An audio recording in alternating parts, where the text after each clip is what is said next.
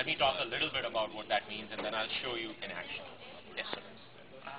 See the calendar application. That's exactly where I'm getting. I will show you that. What Synergy does is following. Today, all of us have a lot of data on the web or on our PC or in other places. You may have your work data in Exchange at work. You may have Google contacts and Google data in Google, or you may have your friends in Facebook. People want to keep this data separate because you don't want your Facebook friends to show up in Exchange, or you don't want your work people to show up in Facebook, even though a lot of people are now showing up in Facebook, which is a problem when I do my funky status updates. But people want to keep this separate, but at the same time, they want quick access to all this data. And Synergy basically means that we are bringing all this data live from the different sources in a single view on the device. So let me show you how it works in various applications. I'll start with contacts because that's kind of the hub for Synergy. I go to one of my contacts, Sofia Costa, and here I see that there are multiple pictures of her stacked on top of each other, and I see this number 3 on the top right. What this indicates is that her information is actually being collected from 3 different places, and we are putting it together in a single view. So you'll not see 3 Sofia Costas in your contact list, you'll only see 1. And if I tap on the picture, I'll see where that information is coming from. I'm linking her from Google, I'm linking her from Exchange, and I'm linking her from Facebook. Maybe she has her mobile number in one place, home number in another place, mobile or home address in one place. How did the photo get loaded? So it looks like 3 different photos. So would you load a different photo for each contact, or is that actually pulled through, like, for example, her Facebook? So, depends. If you have a picture for her on your Exchange, we'll get that picture. If you have a picture on contacts, we'll get in Google, we'll get that. Facebook, we'll get that. Depending on what the primary profile is, the picture that we show on the top can be changed. Yeah. And it's pulled through, and then it's in resident memory of the phone? It is in resident memory. So once we pull it down, it's not live. Yeah. So the photo will be viewable to you even when you're on a plane and not connected. Yeah. Is that the same for all the other information that's pulled together? Absolutely. Absolutely. Unless you're in the web browser or you're trying to go to the Amazon MP3 store or something like that, information is resident on the device. So here now I can see all her information is here. I don't have to worry about where it came from. All I have to worry about is, do I call her on her mobile or call her on her mobile? So we kind of abstract out the complexity for the user. All the user has to do is, all you have to do is you have to enter your Google username and password. You have to enter your Facebook username and password. You have to enter your Exchange username and password, and then the magic just happens. The data comes down, we link it together, we take out the duplicates, and we present it to you. Same thing with calendar. So you're asking me about calendar. So let's go to calendar. And all that process is done on the phone. On the phone. Similar thing to what I talked about in contacts. We sync with multiple calendars. We bring down your Facebook event, we bring down your Google calendar, we bring down your Exchange calendar. And you can see how it's color-coded here. So I'm seeing my work meetings in one color, I'm seeing my Google meetings, and there's a lot of fun going on because it's Friday. And I can see also my Facebook event in a different color. But that's the C that we sync with. And of course you can create local events which only stay on your device and are not syncing with any other source.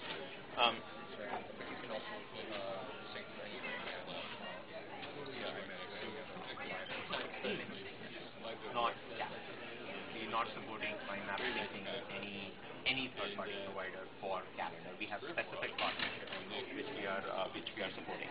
Sometimes what happens, this can get a bit too overwhelming. I'm seeing the calendar, as fairly complex because there are several parallel events going on. And you may say, you know what, I only care about my work meetings for now, so only show me my work meeting. So I can go and select that, and it will only show my work meeting. However, it will show me when I am busy on those other calendars, right? On my Google Calendar, I may say, take my daughter to soccer practice. But when I'm looking at my work meetings, I don't want to double book myself for that time. I don't want to put a work meeting on top of that meeting. So we show you the grayed out area, so you don't want to double book yourself. The next cool thing about the calendar is how we show you your free time. This is precious real estate on the screen. We want to make sure you see as much useful information as possible. So when we see huge windows of time that are free, we just collapse it. So you don't have to take up 4 times the space.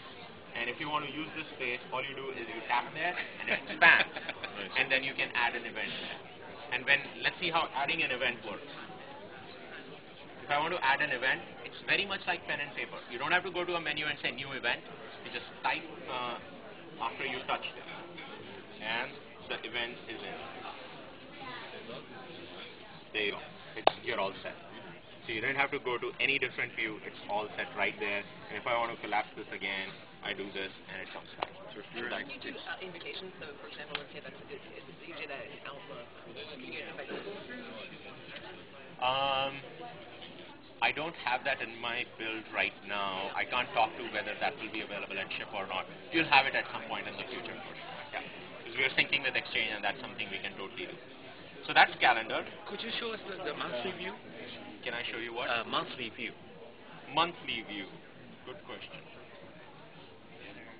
Actually, the monthly view is pretty cool as well, and then we circle the date like you would do on a physical calendar. So you try to bring a lot of sort of natural ways people do things into the device. Small device. Yeah. Can you change the font size in the calendar if that's too tiny? I don't believe so right now to provide that, but that's something that we're certainly looking at. Let's look at email. Everyone loves email. Let's see how we actually use Synergy in email. So no surprises here. We have, you can set up as many email accounts as you want. In this case, I have 2 email accounts, my Gmail account and my Palm account, which is an Exchange Active Sync account. I can see all the folders. So I'm syncing not just the inboxes, but I can just expand this and I can, view all the other folders. They are syncing as well. But typically on a mobile device, people use the inbox the most, and so we have kept the focus on that and kept the UI very, very clean. We have also combined inboxes. So if you don't care whether that email came from Gmail or Yahoo or Hotmail or whatever, all you care about is what the email is and replying to it, you can just go to the all inboxes and look at all your email there. Depends on what your personal choice is. So I'm sure a lot of you get a lot of newsletters every day, which are, fancy HTML these days. Looks really good on the desktop, may not look that good on a mobile device. Extremely unreadable sometimes. Let's see what my Time Daily News looks like on this device. Very much like my desktop. It's not very readable though, right? It's very small. So all you do is you double tap and you go in and you can read it, just like a web page would do. So very readable. And then there's this friend of mine who sent me a picture when I was just about to come to Vegas to motivate me to come to Vegas. And the picture is right there in line. You don't have to go to a different picture viewer to actually view it. So email is really cool. And the list view, it just segregates today's emails from yeah, everything and else? Well, it actually, I don't remember the tranches, but you can easily see that there are dividers to help you navigate. If you're looking for an email from last week, you can quickly flick through till you see the divider which says last week. Can you search through emails? Can I search through emails? I don't think I have it today. I can't talk about when we will have that. So let's talk about composing emails, because that's obviously something everyone loves to do. When you start a new email, you can select which email account you want to send it from. We'll pick the default smartly, depending on which account you're replying from or which inbox you are in, but you can obviously change. If I want to send it from my Palm account, I can just select that instead. The to-feed, addressing in email is very, very, very important. So what we do is, as you start typing here, we look up your contacts immediately. And it's not just the contact account that you are currently sending the email from. It will look all the contact accounts. It will look at your Exchange account, it will look at your Google account, it will look at all the accounts. And if it doesn't find something that exists in contacts, it will actually look at your Exchange, global address, it'll do a global address lookup and it'll bring contacts down from there. Without actually having to intervene? It just automatically? Without having to intervene. If it notices that there is not a match here, it will automatically pull from there. Now I'm typing this email to Lynn, but as I'm typing it, I realize, some information that I needed to put in here is actually in another email. On a typical mobile device, what you'll have to do is you'll either have to cancel this email, or you will have to save it as draft, go to that email, come back, and then start from the draft again. Well, with the power of the card view on WebOS, you don't have to do that. I press the center button, and I go back, there's a card for email. So I can just go there, and I can look at that email from my friend Anthony, who said that, oh, we are having drinks tonight at the Ghost Bar. Oh, great, I got that.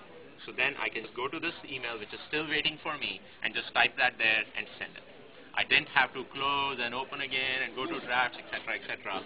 That's because we have multiple cards going on even for the same application, which really helps you maintain multiple activities at the same time. You can cut and paste. You can cut and paste, yes. Can you show us? I will show you that. I will show it to you after I'm just done with email and messaging. So that's great. I can do compose like that. But my personal favorite feature of email is the following. Let me go to my email from Lisa. So you'll notice in this email that I can certainly see her picture and her name, but you see the green dot there. That indicates that she's currently online or instant messaging. So I can see her presence information right in email. So I'm like, let me not reply to her via email. Since she's online, I can just communicate with her over IM. If I tap on her name, it'll bring up her contact card and give me all the options to talk to her.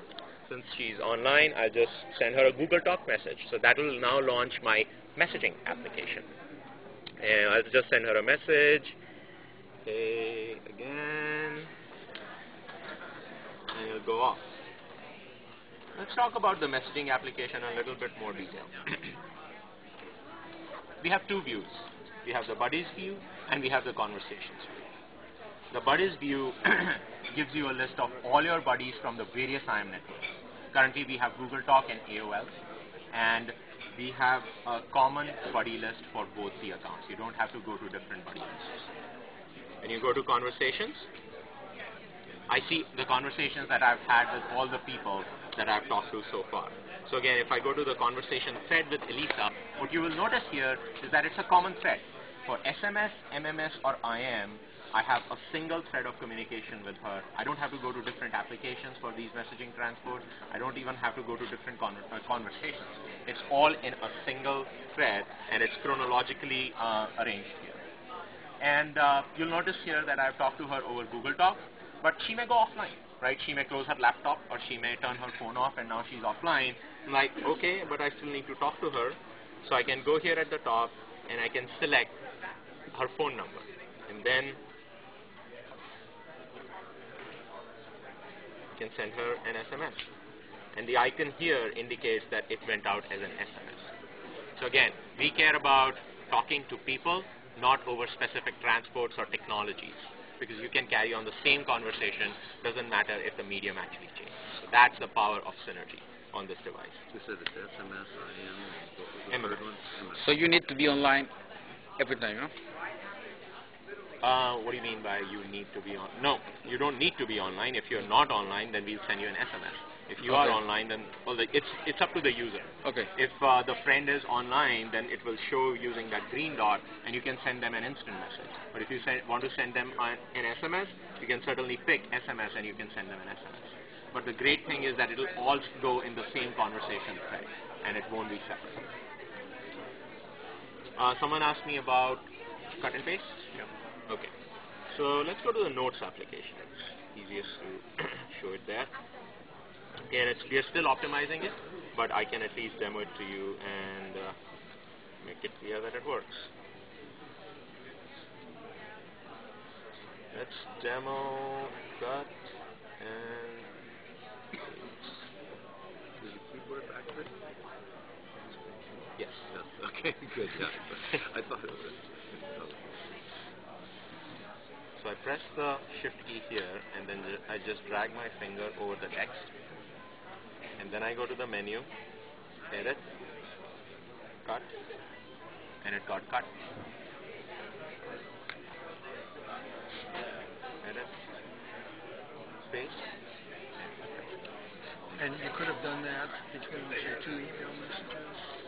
We are still working on exactly which locations you can do it from and which locations you cannot do it for. I mean, as you know, because of the capacitive touch panel, it's hard to point it with a fingernail, so it's hard to select a specific part of the text, but we are working on how we can work around. And you have to use the keyboard to do that? That's a very good question. We are also working on figuring that out. There may be a way that without actually even going to the keyboard you can do this. Is there an icon to sync, like hot sync? I talked about the synergy feature, which allows you to sync with Exchange Active Sync, with Google, and with Facebook without you having to press any sync buttons. Okay. We don't have a Palm desktop kind of software on the PC that you have to sync with. Okay. We sync over the web, and we can also, obviously you can enter entries on the device, so it's all wireless syncing. There is no hot sync anymore. If you use Outlook, how you put your contacts in your through a Now, press? depends if you use Outlook with Exchange, or is it Outlook just local on your PC? Yes. The latter. Yes. If you have contacts just in your local Outlook, we are still working on how we are going to solve that issue. We are not announcing on that today. But Exchange Active Sync will work. So if your company has Outlook and it has Exchange 2003, Service Pack 2 or 2007, then you can actually sync wireless. And Macintosh support? We will support the Macintosh for the USB drive mode. We are not talking today about syncing with any Macintosh apps. Okay, the next thing I wanted to show you was how the web works and how the keyboard works along with that. The great thing about the keyboard is that when you really want to jam out that email or that message, it allows you, for fast typing. But that's not the only thing that we use the keyboard for. Everyone uses the keyboard for that. We actually use the keyboard to help you navigate around the device much easily. So let's say, you're in Vegas, you want to go to the Blue Man Group. You're at the Venetian, and you would like to do that, but you don't know anything about them. So you can bring up the launcher, and you can go find the web browser, and then from the web browser, you can go find the Blue Man Group. But instead of doing all that, you can just let the keyboard do the work. So let's see how that would happen. I open the keyboard, and I just start typing. BL.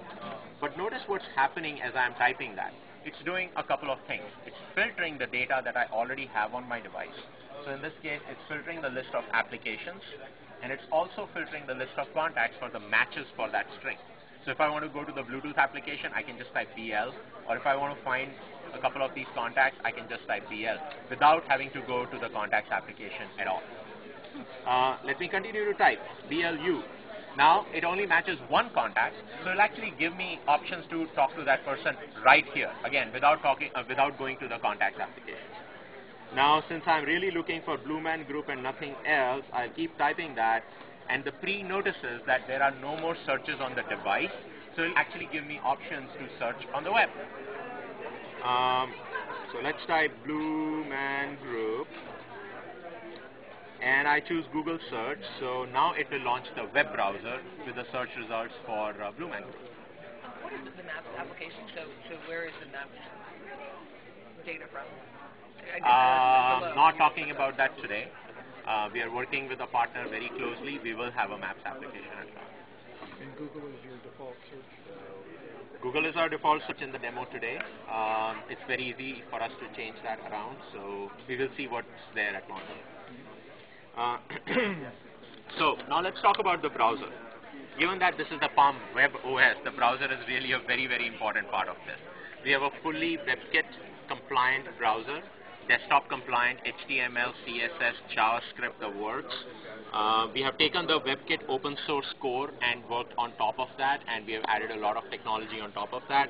You saw what I did was I did a double tap, and then it zoomed into a specific column.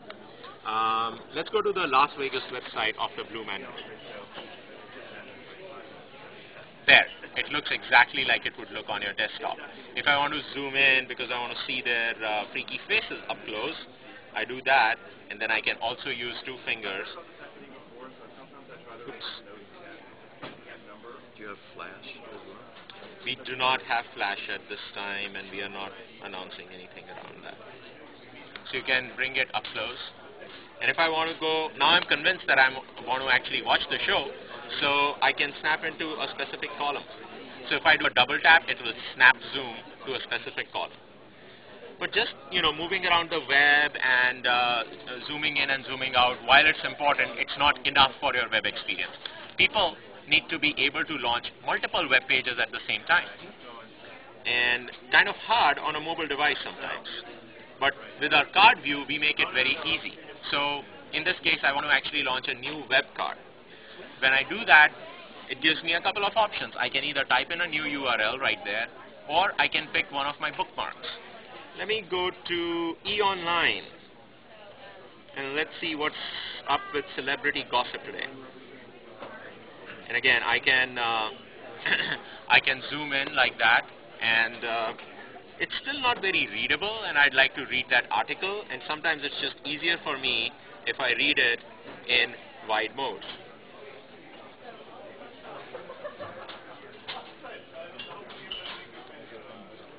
Or it will not work for me. It's the page is actually not loaded. To wait for the page to load for it to go to the wide mode. Or I can crash the device. Will you eventually talk about power management? We thought going to standby mode, but like will you talk about battery life and on and off? When you say standby mode, you mean the screen going off? Yes. So we'll continue to tweak that thing till the very end. Typically what we do is we have a certain implementation and we do a lot of power testing. That's kind of the phase we are in right now. We are not talking about any specific battery numbers today. I can tell you that it's a 1200 milliamp hour battery, but I can't tell you what the talk time and the standby time will be.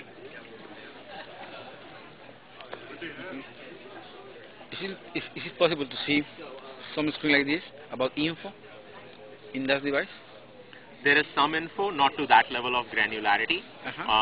You can see, I won't show you right now because it's still raw. You can see, there's a screen called device info where you can see what software build it is and more information about the device itself. Okay, let's try again with the browser.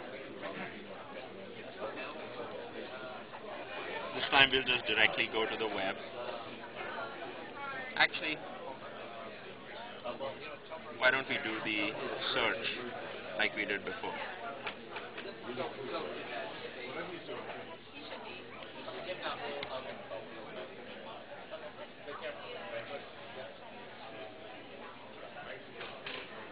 Sorry, can I check your percentage?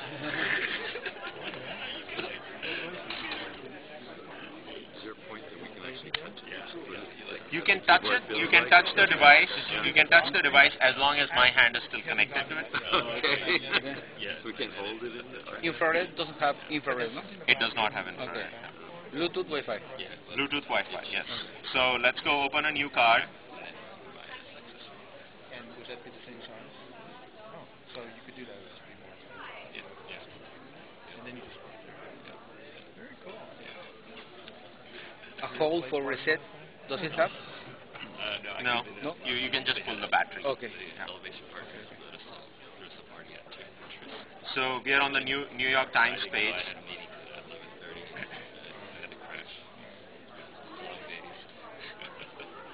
You've been working pretty hard. Now I can actually turn it into landscape mode, and I can see the wider view and read the text much more easily. I can then rotate it back and bring it back into the portrait view. Not only that, I can actually turn it all the way around and you can actually read it straight up for yourself. Okay. And the cool trick, not only does it work in the browser view, but if I'm in the card view,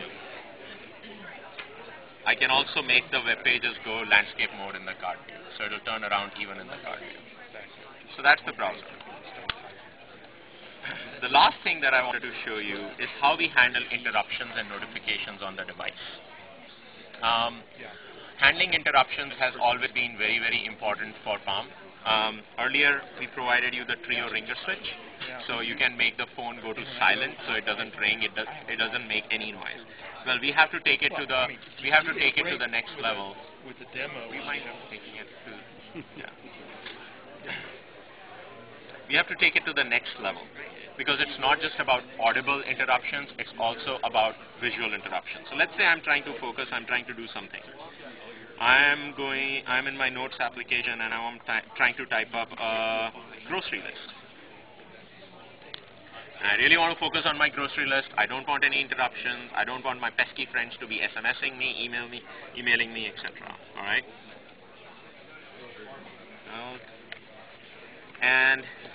just then,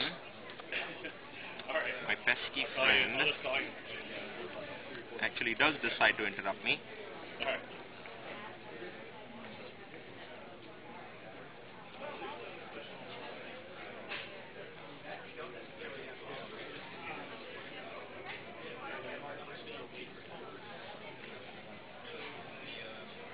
Let's see how quickly the combination of the AT&T and the Sprint network get my SMS over to me. While I am with my utmost concentration typing up that important list. Okay. And there, the SMS came in, and it basically comes in a very, very subtle way at the bottom. And it's in black color, so pretty much seems like it's part of the hardware. It doesn't interrupt you in the main UI. And if you notice, one important thing is that the cursor control did not go away from what I was doing. Typically, what you'll see on a mobile device is if an SMS comes in, a phone call comes in, a calendar alert comes up, you pretty much have to deal with it first before you can do anything else on the device. And this is really, really key differentiator for us. It seems simple, but in your day-to-day use of the device, you will notice a huge difference in your efficiency. So, but afterwards, if I want to go deal with this notification and with this message, I can do that. If I click on this, it will obviously take me to the messaging application. But if I don't want to go to the messaging application, I can just swipe it and I can kill the notification. It's done. It's gone. This area that pops up at the bottom is what we call the dashboard. And this is not just to control any interruptions and notifications, but it can control a lot more. How big does it get? It can get, as big as you want it to be, because you'll have emails, you have SMSs, you have IMs, you may have missed calls, voicemails. So unless you touch it, it'll just be a single line at the bottom, but the moment you touch that line, it can grow to show you all the notifications that are waiting for you. Let's say, I'm now kind of bored with my grocery list, so I want to listen to music as I'm putting that list together. And I have a few songs here, so I will go to the songs list and I'll start playing them. So the track kicks in, and I don't like it, so I can just in this view, I can swipe it, and it will switch to the next track, and it'll show you nice album art there. Okay, that's a song I like. So now I can go back to my list and continue this. And while I'm here, you'll see that there's a music icon at the bottom. If I tap on that, it'll bring up the dashboard again, and in this case, it's providing me control over the music. If I want to change the track, I can just tap here and it'll change the track from here without me having to go to the music application. And you'll see that this is completely live. I can see that it's actually changing in the music application right there. If I want to pause it, I can pause it from here and then, start play again. Will the music app allow you to play streamed music from services in the cloud as well as locally stored? Absolutely. Because there's not that much memory to store lots of music. That's right. Well, we have 8 gigabytes of onboard storage, but a lot of people have 100 gigabytes of music, and they want to have access to all of that. Do you have any announced relationships with I thought Pandora? Our announced relationships are Pandora. We have announced that Pandora is partnering with us to build an application. And the other thing that I can actually even demo for you is that we have an onboard Amazon MP3 store, which means that you can preview tracks and you can download all their DRM-free MP3 tracks. And will it be integrated? Application store as well. So, for example, like other than music and the other apps that it comes with, like let's say I want to go get a game or some type of weather application or something like. Do you have an application store or some way to? We will have an application catalog, and we are not announcing the date for that right now. It kind of goes hand in hand with our SDK program. We're going to have an SDK program for the public, and we will announce it at some point in the future. What we do have going on right now is a private beta SDK with some select partners, and that's where people like Pandora and others come in. So I'm a little confused. Will the music app be will it combine Pandora and other music, or it's just downloaded music? It will, the music application will show you all the tracks that are on the device, whether you got them from the PC, whether you bought them from Amazon. But at the same time, while you are in the music application, we will have interesting integration for you to launch either the Amazon MP3 store or the Pandora store or whatever right from there without having to go to the application icon. So if I'm done with the music application here, I can just throw it off and the dashboard goes away as well. So it gives you a lot of control. The one thing that I want to show you about software and hardware integration is the Palm Touchstone. This is the accessory that we announced yesterday, and it's going to be available at the time of device availability. It's plugged into the wall charger. It can be sitting on my desk at home or at work, and I can just, oh, this does not have the right, I'll have to use it with my other device.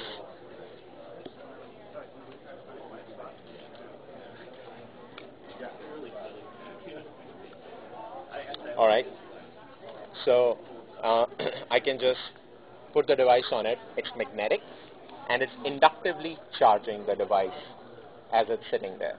You can see the battery icon at the top right, and it's showing the charging icon. So it's wireless charging. Just pick it up like this. It's magnetic. It's a pretty strong magnet. I can put it in the landscape mode as well. I could be watching videos on this while it's sitting on my desk. Can that interfere with other RF devices or magnetic media? I'm sure we are doing that testing, so no, we'll make sure that it does not. I mean, okay. So the way we are integrating the software with this is if I were to receive a call when my device is sitting on the touchstone, I'm just trying to give myself a call. As the phone will ring and I pick it up from the touchstone, it will automatically answer the call. I don't have to press an additional button to answer the call. It's kind of like your landline at home, right? You pick the phone up and it will answer itself. So the phone is ringing. As I pick it up, it automatically answers the call without having to press any button. Now, once you're on the call, if I put it back on the touchstone, it will automatically go into speaker mode. So again, when you are around your desk, you can very easily go into speaker mode. There, it's in speaker right now, so I can hear my feedback back here. So this is the kind of software and hardware integration that's very important for Palm right now, and it's, this is one of the key things with John Rubinstein coming into Palm, and ownership of both the hardware design and the software design is what allows us to create great user experiences like this. So do you sync with this or you do a wireless sync?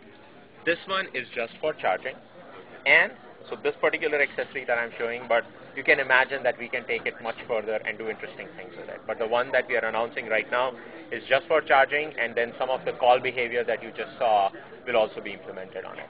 So with the syncing, do you do it wirelessly then? Sorry? Wireless syncing?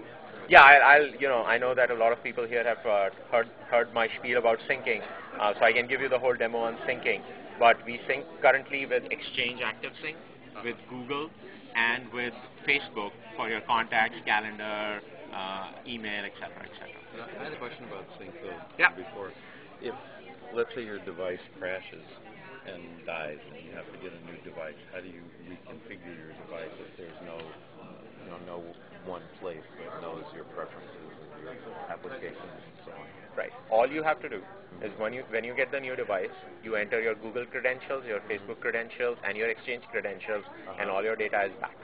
Now, if you did have some local data on the device which was not synced anywhere, which you can totally do, we will provide you a solution for that, but we are not talking about the details of that today. Question back to the charger. Is that an accessory that's purchased separately, or does it come when you purchase it? It is purchased separately. So you will get the accessory as well as a different back cover, because it does require a different inductive magnetic back cover. So you can, but the size of the device remains the same. It's a soft touch back cover, actually, much nicer, but it'll be a separate purchase. Do you have a developer program announced for this platform? I'll answer his questions first, if you don't mind. Somebody was asking syncing. I was just now. He mentioned you said you don't support syncing with the Macintosh. We don't support syncing with the Macintosh for PIM applications. That is true. Would it be possible for other people to build third-party applications to use it? So let me answer the two questions together now. What we have not announced is any public SDK availability, but we have announced that we will have one. We have private betas going on right now with a bunch of partners. We are learning a lot through that process and solidifying our SDK. The extent of our SDK and what you can do with it or not is still under definition. So we will answer that question pretty soon. Do you have visual voicemail? Not at this point. We don't have visual voicemail to announce today. I saw you have a partnership with DataViz. Is there going to be documents to go? Yes, we will have Word, PowerPoint, Excel, as well as PDF viewing on the device. And that will come standard? That will come standard. The user doesn't have to pay anything additional for that. Slash video? Not at this time. We have nothing to announce there. How about voice recording and voice dialing? Voice recording and voice dialing, no. Not announcing anything there today.